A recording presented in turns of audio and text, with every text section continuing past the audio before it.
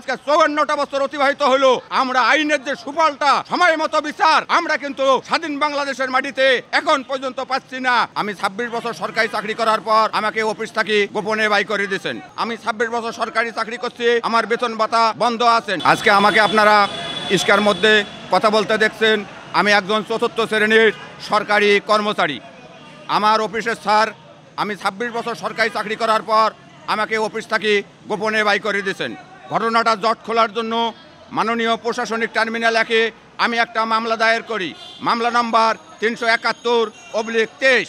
এই মামলাটা করার পর থেকে আমি এখন পর্যন্ত মামলাটার কোনো সমাধান পাচ্ছি না। আমি 26 বছর সরকারি চাকরি করছি, আমার বেতন ভাতা বন্ধ আছেন।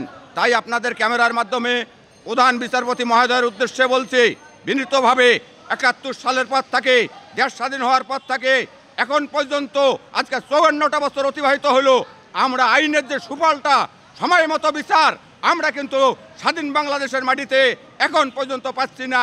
যাতে আমি দুঃখী পরিবারের সন্তান, আমি 26 বছর চাকরি করে এই রাস্তায় রিক্সা চালাই এবং জাতীয় প্রেস ক্লাবের সামনে রাত্রে শুয়া ঘুম পারি। এটা স্বাধীন দেশে একজন কর্মচারীর হওয়ার কথা না। তার মানে আমি গবেষণা করে দেখলাম আমাদের দেশের মানুষের মধ্যে জ্ঞানী মানুষের অভাব থাকার সংকট দেখা দেওয়ার কারণে বর্তমান যে সরকার প্রধান আছেন আমি তার উদ্দেশ্য পাত্তা না করতেছি। আমি দুঃখী পরিবারের সন্তান, আমার যাতে এই চাকরিটা নির্বাহী আদেশের মধ্যেও ফেরত দেওয়া যায় অথবা আদালতের কাছে আমি সমাধান প্রার্থনা করছি। আসসালামু আলাইকুম।